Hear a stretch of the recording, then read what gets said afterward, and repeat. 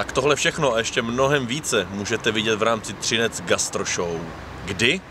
18.7. A kde? Přímo zde na náměstí před Trysí.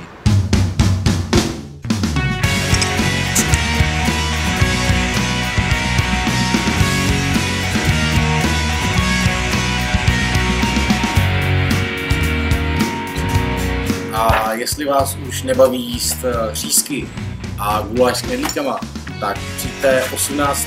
července na Třineckou Gastro Show a zkuste ochutnat třeba červa s chili a česnekem a nebo smaženýho švába.